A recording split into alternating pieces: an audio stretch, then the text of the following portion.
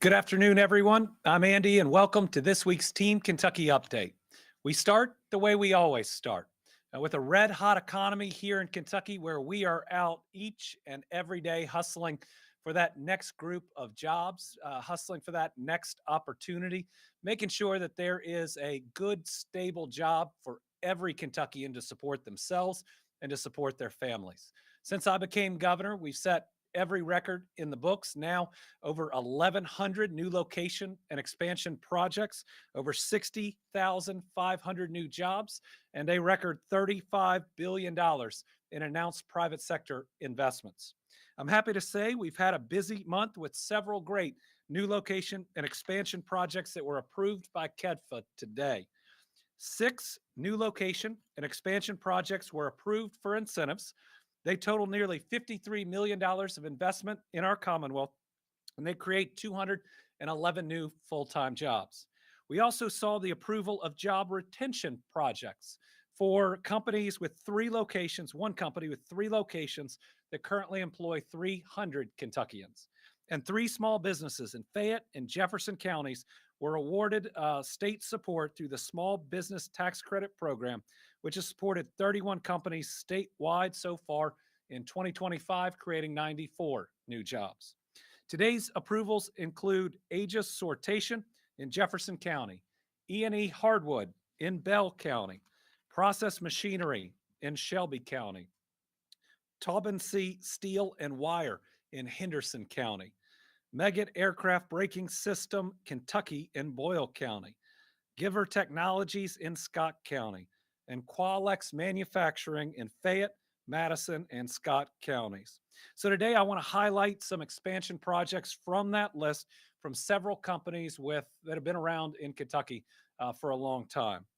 E&E Hardwoods is a full-grade sawmill operation supporting the local mining sector.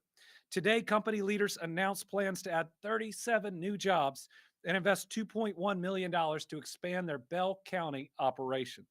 This project is special. It is a rebuilding and an expansion after a December 2024 fire destroyed the company's previous location. Think about that story of resilience. They're not just building the facility back, they're actually adding to it in a way that will not only preserve all those previous jobs, but add on to them. Our Commonwealth is full of good, hardworking folks, and when tragedy strikes, we find a way to overcome each and every time and to never let it hold us back. We always march forward together. E&E Hardwood leaders have wasted no time in getting back on their feet, rebuilding not even 6 months after losing their business in that fire. The company has been a staple in Bell County for over 6 decades, and this announcement ensures they're going to be around a long time into the future. Congratulations to E&E Hardwoods, and thank you for your strength, your resilience, your example, and for all those Kentuckians that you employ. I also want to highlight some exciting news in our booming manufacturing sector. Aegis Sortation provides high-quality sorting solutions across a wide range of material handling needs, from warehouse and distribution to freight and parcel, e-commerce, postal, and more. The company will be locating a new facility and expanding its Louisville operation with a nearly $16 million investment, and it's going to create 80 new jobs. I'm excited to see Aegis continue to grow in the Louisville area, and we look forward to their continued success. Also contributing to our extensive manufacturing sector is Process Machinery, a family-owned and operated producer of conveyor systems and state-of-the-art plants for construction material. The company will be expanding its current facility in Shelbyville with a nearly $11.5 million investment that's going to create 30 new Kentucky jobs. This adds to the 90 Kentuckians they already employ. I want to thank Process Machinery's leaders for their years of investment in Shelby County, and we look forward to their continued success in our new Kentucky home. I'm also excited to share good news about the progress and investments happening in our Kentucky Main Street communities. Our Main Streets contribute to Kentucky's booming tourism industry, which has now hit $13.8 billion in economic impact. Vibrant downtowns help our communities thrive, and our Kentucky Main Street program plays an important role in attracting new business and opportunities for our people and contributing to our economic growth. In 2024, Kentucky Main Street communities reported $63.7 million dollars in new investments in downtown commercial districts, leading to a net gain of 394 new jobs and 105 new businesses. These communities finished the year with 38 business expansions, 104 rehabilitation projects, 76 renovation projects, 106 public improvement projects, and 7 new construction projects. These community investments touch so many of our communities across the Commonwealth. Last year, Moorhead alone reported a net gain of 9 new businesses, 156 new jobs, and a cumulative investment of $3.5 million in its downtown district. Do we have a Moorhead video? Great. I'm Tony Pence, Executive Director of Downtown Moorhead Incorporated, Moorhead, Kentucky's Main Street program. Talk a little bit about the economic benefit of the local investment by not only investors, but the city and the program, the Heritage Council and the Main Street program. Your band over here, though, we'll see the stage. About 4 years ago, the city made an investment in this portable stage that we use all over town. We have a power bank behind it. That brings in, and if you would show around here the rest of the place, invested in seating and a shade feature last year, and probably a couple $150,000 invested here in seating and all this stuff right here. Last year we accounted for about just the events downtown Moorhead did. A little over 8,000 people visited Bats and Oaks Commons, what we call this, and that really matters to these businesses down here. We got the Saltstone Brewing Company, which is a manufacturer of beer, local craft beers. Fat Patty's got Trace Romano, several new boutiques and that sort of thing that are here now. An ice cream shop next door, all in refurbished buildings. So that's just a little bit of what a combination of investment in your small town will bring you, and it gives something for your people that live here to do. It makes it livable. And that's the main feature behind that. Thanks. And the hat he's wearing is made by a downtown Main Street company in Moorhead, run by a couple of brothers that are selling the Appalachian Strong and other apparel throughout the country, including some of the only recycled jeans in the nation, because there's so much waste in the fashion industry. I also want to talk about Beattyville.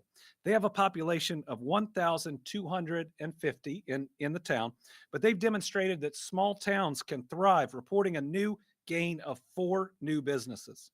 The Kentucky Main Street program, part of the Kentucky Heritage Council, builds on our new Kentucky Home initiative, helps grow our economy, and attracts tourists from around the country.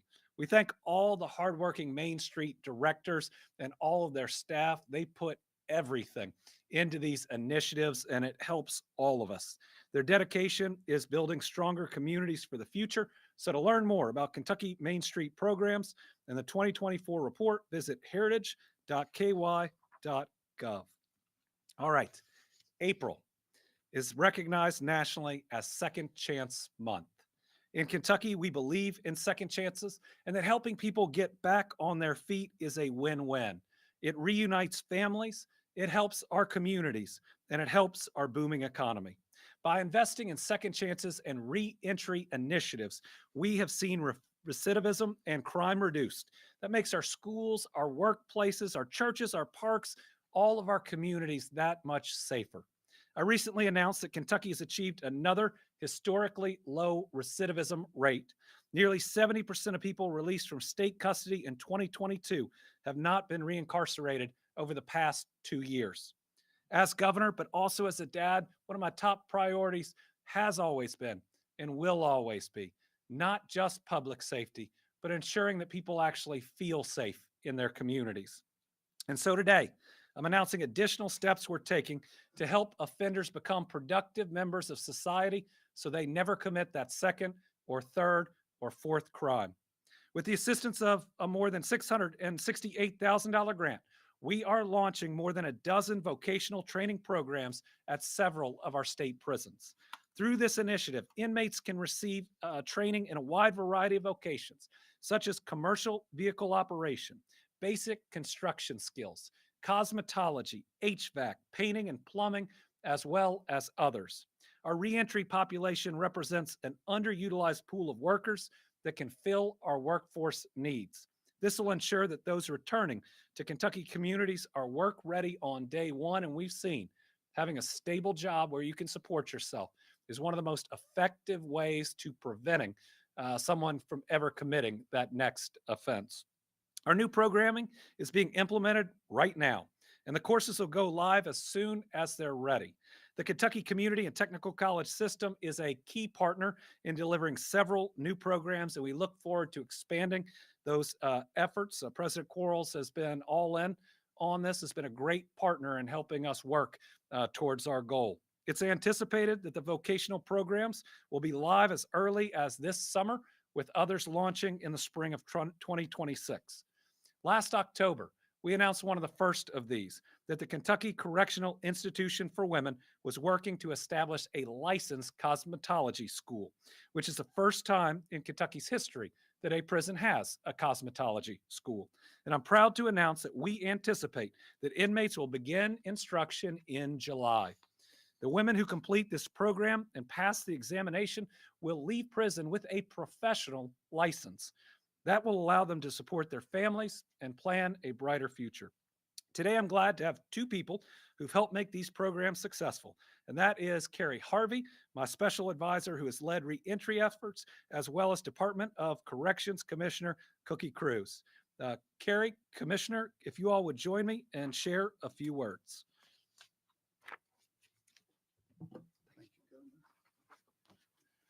Thank you. Good afternoon. Governor, it's been a real privilege working to implement your reentry plan, and I appreciate that opportunity.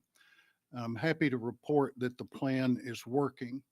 We are in the midst of the most significant expansion of inmate vocational training, life skills training, and other reentry programming in memory, maybe ever. We're working with great partners, as the governor said, like the Kentucky Community College System and other organizations to achieve our goals. Indeed, this ongoing effort has been a collaboration between a number of executive branch agencies, and it has been a model of cooperation between state government and important private sector partners like the Kentucky Chamber of Commerce, the Kentucky Trades Council, and of course, the Governor's Council of Second Chance Employers. The governor's plan is a multifaceted effort to turn inmates into taxpayers, absent parents into role models, and the forgotten into productive law-abiding citizens. Much of the governor's initiative is already operational, and much more of our new programming will be coming online in the prison system across the next few months. Our initiative will increase the number of inmates who succeed upon their release. This means that broken families heal, and the children of those families have a future that is less burdened by the mistakes of their parents. And that's certainly something that we all should want and we all should work for. This also means that we will have less crime in Kentucky, and that Kentucky taxpayers can avoid the heavy cost of failed reentry, of rearrest, reincarceration, and all that entails. This transformational work is building ladders of hope that will help our people rise above a troubled past and create a better future. We're working to ensure that the door to the unprecedented opportunities that are being created all across Kentucky, that door is open to everyone, to all with the desire and determination to walk through toward their place in our new Kentucky home, regardless of their past. This is important, vital work. It will make every Kentucky community a better, safer place, and this work benefits all of us who are proud to call ourselves Kentuckians. Thank you. Thank you, Governor. Thank you for believing that life doesn't end with a prison sentence and that the individuals in our custody deserve a second chance at becoming successful, abiding citizens. The Department of Corrections has never been more focused on providing the tools and support to those returning to our communities. We're extremely proud of the work being done by our dedicated employees and for their tireless efforts in helping our inmate population with employment, addiction treatment, and education. We are honored to contribute to building a safer and stronger Kentucky. Even before release, staff are working to ensure a successful transition back to the community. Each of our 14 prisons have established its own reentry center. The center operates inside the prison, providing life skills training to prepare inmates for success upon release. As of April, 240 inmates receive employment assistance from their prison's reentry center prior to release. In addition to offering programs that enhance skills and pro-social behavior, staff also focus on meeting individuals' practical needs. This includes enrolling them in Medicaid, coordinating with community care providers to schedule future mental health and medical appointments, and offering clothing assistance. Additionally, reentry centers within the community are held throughout the year to identify the needs offenders may have um, in struggling in hope of reducing their chances of returning to the incarceration. Job and resource fairs are also held so individuals can easily connect with resources provided and second chance employees are ready to help. The vocational programs announced today are an important resource to help individuals in our care gaining the skills needed to become productive, tax-paying members of the Commonwealth. I've been with the department for 41 years, and we are seeing unprecedented progress in helping individuals successfully build their lives after incarceration. This progress benefits them, their families, our community, and really the entire state. Approximately 19,000 individuals are currently incarcerated in Kentucky's prisons or jails. Additional 49,000 are under the active supervision throughout the Division of Probation and Parole. Bottom line is 95% of the state inmate population will be released from incarceration.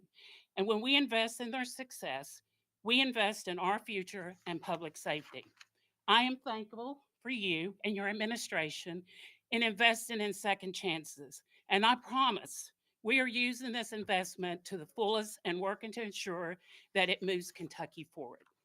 Thank you. Thank you, Commissioner. Well, thank you to Carrie for his leadership and guidance, and for the commissioner on her implementation. Also to our wardens who embrace something very different than they've been asked to in the past, but see the hope and the opportunity ahead. Now, I want to announce that to continue this work, I've signed an executive order creating the Team Kentucky Office of Reentry Services. This office will be headed up by Natalie Barikanoff, who has been with us at the Justice Cabinet, and Ann Blaylock with the Education and Labor Cabinet will move over to serve as General Counsel for the office. We welcome these folks to their new roles where they'll work with cabinet secretaries and agency heads to continue our reentry work. They will also help us to continue working with so many existing partners like the Kentucky Chamber of Commerce. As of today, the Chamber's identified more than 25 employers for the initial Second Chance Employers pilot program, and they are committed to growing that list. We have a video from the Chamber on this partnership.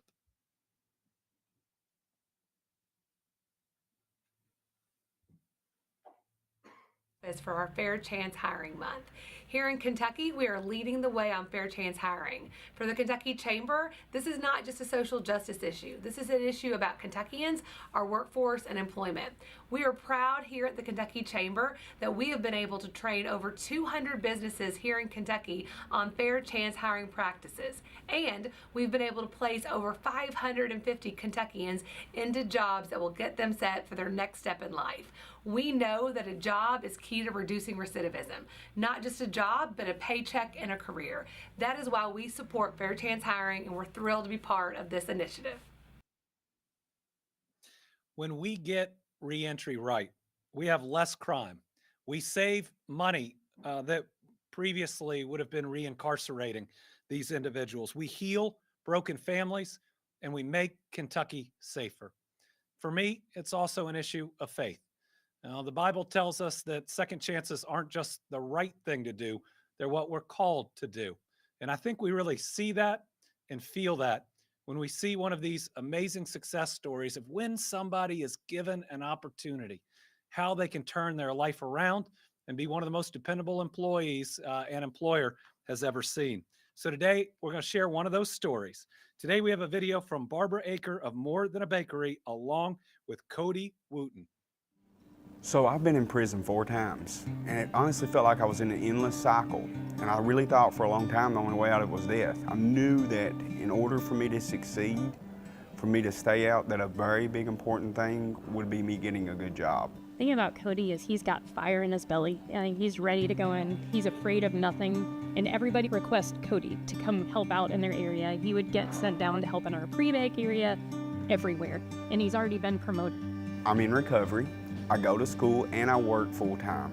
That's a lot of stuff to juggle. For example, I go to Celebrate Recovery on Thursdays, and I get to leave an extra 45 minutes early, and they're always just so helpful with that. We find that loyalty is something else that lives and breathes in people like Cody. You know, he rarely misses work.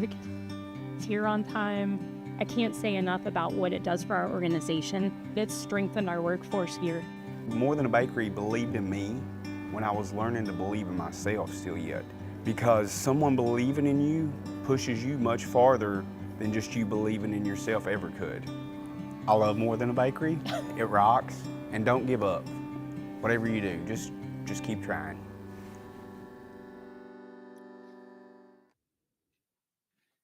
In these jobs, we sometimes throw around words like transformational too loosely.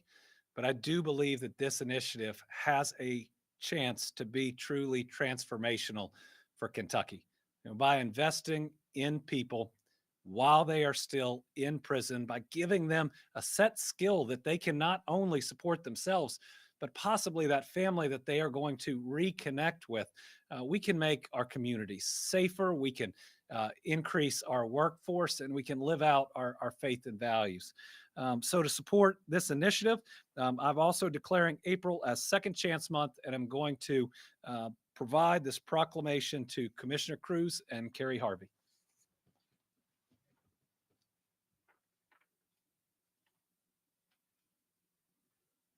All right, thank you. That's okay. It's still Second Chance Month. We need a second chance. Next, Counseling Awareness Month. I believe healthcare is a basic human right, and that includes access to high-quality mental health care. Professional counseling plays an important role when it comes to the health and well-being of Kentuckians across the Commonwealth. Counselors are the caring, hardworking mental health professionals working to make it possible for more Kentuckians to live full, healthy lives. They let our folks know that there is help and there is hope, and there are wonderful people who care, who are trained to help you in your toughest of times. My administration's been committed to expanding access to mental health and recovery services. We launched the 988 crisis hotline that offers a text option as well as an online chat available 24 hours a day, 7 days a week, 365 days a year, and it's gotten better and better and better as we've gone. We've supported mental health services to victims of natural disasters as we've had 14 federally declared disasters since I became governor. We've gotten more mental health programs into schools, connecting kids with counselors and other trained professionals. We've trained our law enforcement officers on how to recognize and interact with people suffering from a mental health crisis. I signed legislation expanding access to mental health care through telehealth. And I signed legislation that's made it easier for counselors to provide the quality care that people deserve. And we're seeing positive outcomes when it comes to helping all of our families be healthier, both mentally and physically. That's why I was proud to sign a proclamation recognizing April as Counseling Awareness Month in the Commonwealth. To celebrate this special month, we're joined by some of our friends from the Kentucky Counseling Association. We have Lauren Muir, who is the president, Dale Hamilton, the past president, Molly Halpin-Tecco, coordinator and president-elect, and Andrea Brooks, chair of the Kentucky Board of Licensed Professional Counselors and Counseling Compact vice chair. Thank you. Please come on up. Somebody gets to be co-governor. There we Okay. go. They pick the shortest one.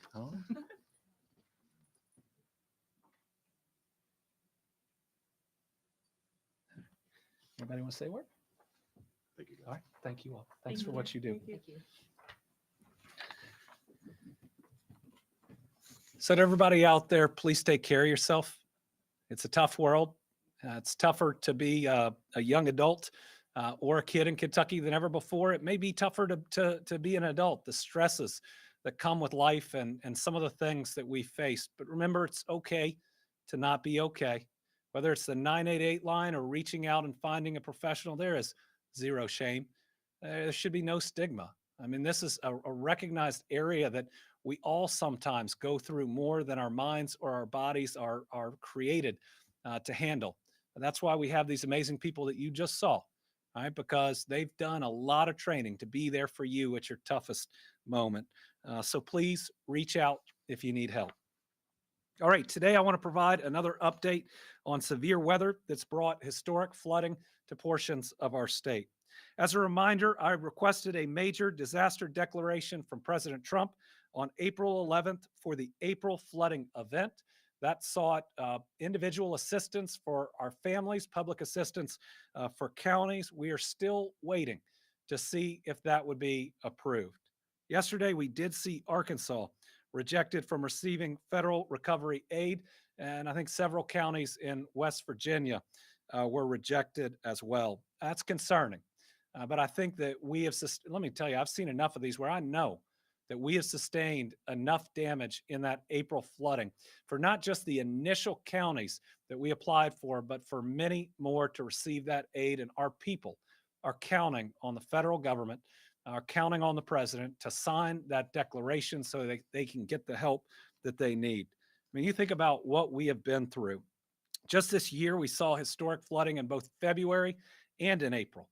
And I want to thank the president and Secretary Noem for signing the individual assistance and the public assistance declaration for a lot of counties, not all of them. We'll get to that in a minute, for the February flooding. The FEMA response has been some of the best that I've seen, and you'll hear some of the numbers here in a minute. But until President Trump issues a declaration for the April flooding, folks in communities that have been impacted will not be able to receive that federal direct assistance. So let's talk about what this means. The presidential declaration for the February floods, like I said, has been a huge help. In just under 2 months since the president approved it, significant progress has been made for recovering here in Kentucky. In total, families in 16 counties were deemed eligible for individual assistance and 68 counties for public assistance, again, for the February flooding. As of April 21st, FEMA has approved for the February flooding $36 million to assist more than 6,000 Kentucky households under the Individual and Households Program. This includes more than $20 million in housing assistance to support survivors who found themselves with no place to live. It includes another $15 million in other needs assistance, which helps cover replacement of personal property and medical expenses. FEMA also provides a variety of services to Kentucky survivors to help them get back on their feet, such as serious needs assistance, where we've seen $4 million to 5,000 households to pay for items such as diapers, food, and replacing destroyed medications. They also provided displacement assistance, which dispersed more than $7 million to 4,500 households whose homes had been completely inhabitable. FEMA also helped hundreds of Kentucky survivors pay for cleaning and sanitizing assistance. This is crucial aid, and communities affected by the April flooding, I think, deserve the same assistance. And there's more. These folks are missing out on in-person help that comes with a FEMA disaster survivor assistance team and the disaster recovery centers. So let me be clear. This is aid that our families need. It is still on the desks, I think, of the Secretary and the President. We encourage and we hope that they will sign that declaration. To catch up with some of the numbers that we continue to monitor from the April flooding, we have 901 hours statewide. That's pretty normal for any given day. 500 are under.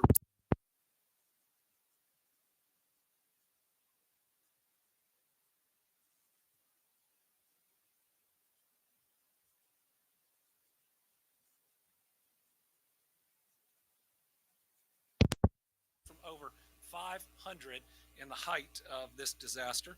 Of those, 55 are still by flooding and 8 are by mudslides. Just as a reminder, never drive through water, never drive past barriers. We lost a lot of people in February to that would otherwise still be with us today. Transportation Cabinet and staff are continuing inspections and damage surveys. Preliminary reports: 147 roadways have been damaged. We've done 265 bridge inspections. 11 have findings. That means they're safe, but they need follow-up. 3 have been closed, 1 in Marshall, 1 in Graves, and 1 in Trigg. And 53 still have debris, but remain open. Remember to check goky.ky.gov to keep up with closures. Kentucky State Parks are sheltering 109 people from the April event.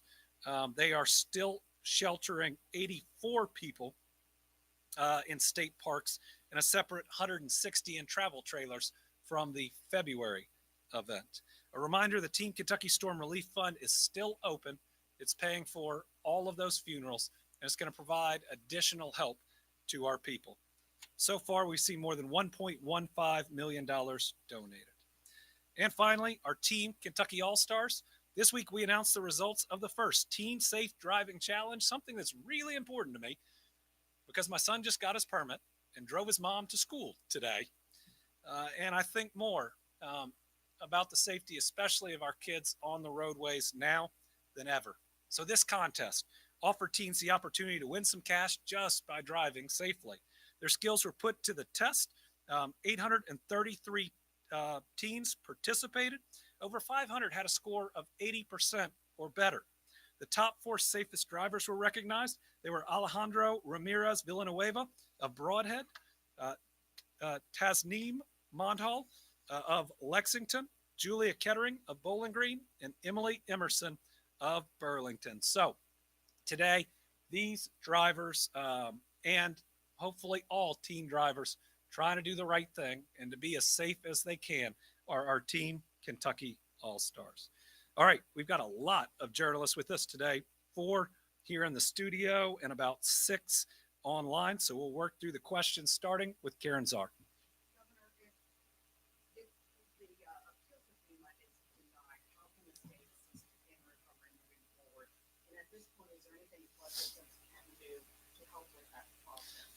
So the question is on a FEMA appeal. So let's separate. We have the February flooding and we have the April flooding. We haven't gotten a decision on whether there's going to be federal direct assistance to families yet on the April flooding. On the February flooding, we got a yes to a lot of counties. We got a no to a smaller group of counties. We are going to appeal that. The challenge is that the law requires that there is enough damage in a specific area in a county for the families in that county to get the assistance. Now, that probably doesn't seem very fair to the family in that county that thinks, why can't I just go to the adjacent county, go to their disaster recovery center and get help? Unfortunately, that's not the way the law is written. And the help that would be available if we don't win that appeal is through groups like the American Red Cross and other charitable organizations that are out there. Those that were denied public assistance, city and county governments will work with directly. We may be able to help through the SAFE Fund, which the legislature put together to help educational facilities, state roads and highways, as well as city and county governments. So we're tracking that appeal.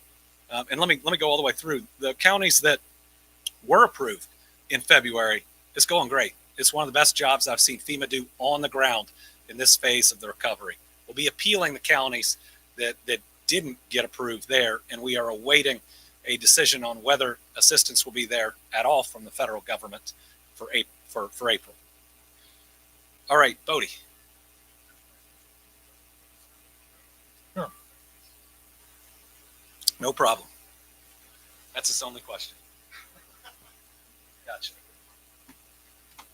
Anybody else need? Or are we all good? Just taking a pause to make sure all the journalists have sound good through the. Good. Okay.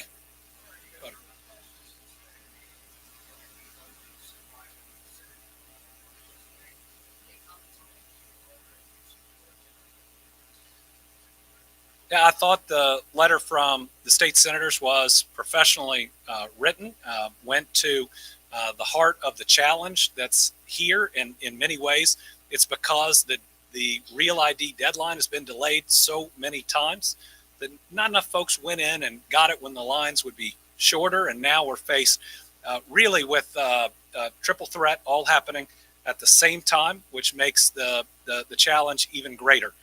We have Real ID, which takes a lot of documentation and is going to be needed to board an airline. But remember, a passport is also a Real ID.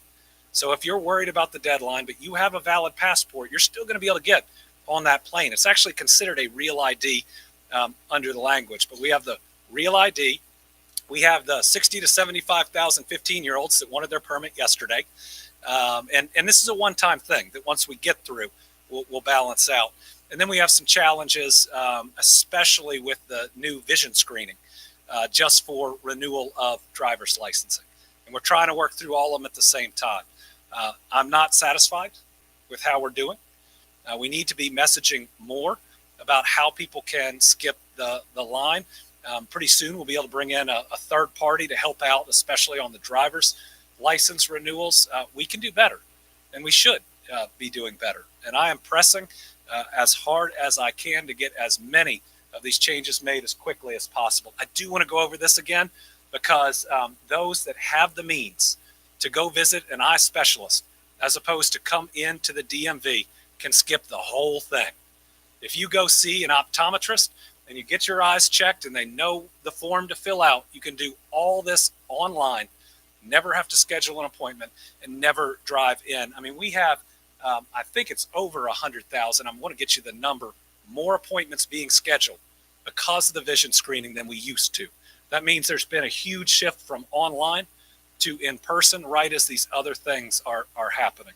But I want to make sure I say we do need to do better, and we're working on it. But with that said, I do support moving back the Real ID deadline. It's not just us; it's a ton of states, and people are going to show up, going to see their parents, going to see their kids, and not be able to take that flight. And that's going to be a lot of unhappy Americans. Austin. That was my question. But another question for you. PCC is targeting congressional district 6. Looking to put that back to the Democrats. Any thoughts on that? And especially the type of thing or announcing it's going to the Senate. Yeah, for the first time in a long time, we're going to have an open seat in the 6th congressional district. I think it's going to be very competitive. When you look at the last several races, I think it could be won by a member of either party. I expect a likely primary on both sides. My hope is that it will be an election about serving the people of the 6th congressional district and not just pledging loyalty to this person or that person. One of the biggest problems we have in D.C. is people vote on almost every vote in lockstep with their party instead of looking at what's best for the residents of their community. If we could see people step up and take that oath very seriously, both to support and defend the U.S. Constitution, which means you've got to treat your branch like a separate co-equal branch and stand up against other branches when they are pushing into your territory or ignoring duly passed laws that you as Congress passed. That plus serving constituencies would create a much better democracy for us. Gilbert Corsi. Good.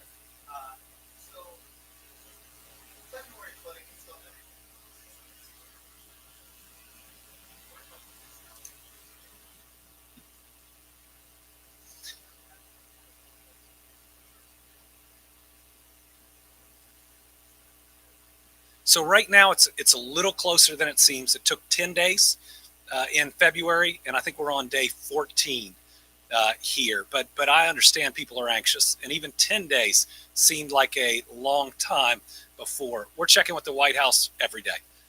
We've got folks calling our contacts there every single day, and in the end, this is on the president's desk. We need his help.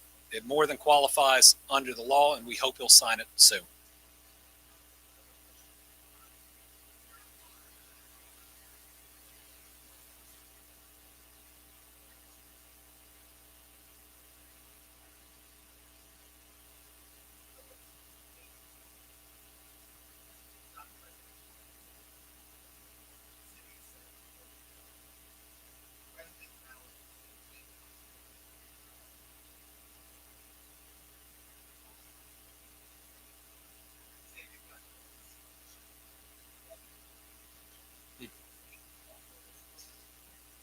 Give us the information on those homeowners and let us follow up on it. Whether or not we're involved, they deserve to have information and direct communication. I can't imagine not being able to get into your own home, even get your stuff out, and then not know what's coming. So hopefully we can at least set up some direct communication to get them some answers.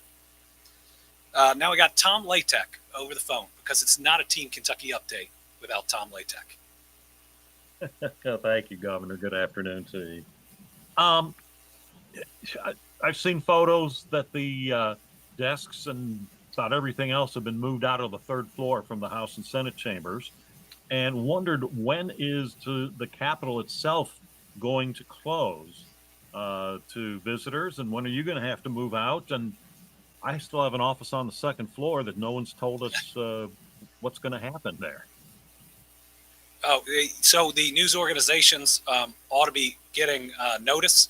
Certainly when the Capitol closes, all the offices inside close, including mine. I think we're scheduled June-ish, but I'll get you that directly. At that point, the entire project moves forward. And at least what we're told is that by doing it all at once, we can do it in a less expensive way and in a shorter period of time. Actually, I've requested information to see how much of the Capitol grounds are also going to be fenced off, knowing that this community around enjoys those grounds. Mason Brighton from Spectrum. We doubled up on Spectrum. Hey, Governor, good morning, or good afternoon, rather. My question is centered around the news with Churchill Downs yesterday announcing that they're pausing their massive, near $1 billion expansion, citing tariffs. Your reaction to the news, and also just what tariffs are doing in the Commonwealth? Yeah, the president's tariff policy is devastating. We're already seeing it impact businesses across Kentucky, from small businesses having to lay people off to large businesses foregoing billions of dollars of construction that would have hundreds, if not thousands, of workers there. I mean, you're not just hearing me speak out on this tariff plan being bad. You're hearing Rand Paul and Mitch McConnell saying the exact same thing. So if those two Republican senators and this Democratic governor all are saying that this tariff plan is a bad idea, it's because it's a really bad idea. Not only is it hurting businesses, not only is it tanking our stock market and bond market and value of the dollar, but it's we believe that this tariff policy could cost American families an average of $4,700 a year in extra costs. That's really $4,700 in extra taxes. For most Kentucky families, that blows a hole in the budget so large you can't make up for it. And at the same time that you'd have $4,700 more in costs that make it harder to pay rent, you're seeing programs like rental assistance pulled away. And so if these policies continue, people are going to get hit on both ends, and it's really going to hurt. And Kentucky may get hit harder by this tariff policy than any other state. Ian Hardwick. Thank you, Governor. Good afternoon. I was just looking at your letter where you requested the individual assistance. Like places like Nelson County and Jefferson County are not listed on there, but there are definitely individuals who still can't live in their homes in those places. What can they expect as far as individual assistance if they're not going to fall into that disaster declaration from FEMA? So we're going to end up requesting both of those counties be included, but we've always followed an approach that we found most effective, where we take a core group of counties where it's just indisputable how much damage there is. It's our very best case, and we submit that first. And when we get approval for those counties, what we do is then amend our request to add other counties. Pendleton would be one that I know as well. So this is the normal process, and what I tell those counties and those families is we want you to be a part too. We're just following the process in the past that has given us the best chance for success. But we hear you and we see you, and we're going to do everything we can to fight to make sure that you're included as well. Stan Ingold from WEKU. Thank you, Governor. If Kentucky continues to be denied, these counties continue to be denied for assistance, is the Commonwealth in a position to be able to help these counties recover, help these individuals recover? Well, certainly the Kentucky Safe Fund would offer some help to counties, but there's never been a state program that mirrors FEMA's individual assistance. And part of that is because if we had one, FEMA wouldn't provide individual assistance. So that might be a little chicken and the egg, but I want to be totally clear with people. If the president does not sign this request for individual assistance, that'll be $40,000 less that's available for our families to recover. I mean, there's no magic bullet to get around it. If it's denied, then the president is saying that that money will not be available to help our families rebuild. That's why it's so important that our full congressional delegation came together and is supporting the application. I'm grateful for them, and we've all got to keep pushing because it's going to be really impactful, if not devastating on our families if the president doesn't sign that application. And finally, Andrew Rowan from WCPO. Hi, Governor. On the April flooding, you mentioned you're checking with the White House every day. What is your message to people who are anxious about the waiting game and about how long this typically takes? My message is number one, we are pushing, but you can too. Call your congressman, call your senator. Now they're pushing, but hearing from you, having the specific story you're going through can only help. Call them all. And again, we're all on the same team, but every bit of oomph that we can put behind it helps. You can also call the White House or send an email through their overall website to talk about what you're going through. So raise your voice. That's what our democracy is all about. And I promise we'll keep pushing for you. All right, this is an old school Team Kentucky update. We're almost at an hour. Thank you all very much, and we'll see you next time.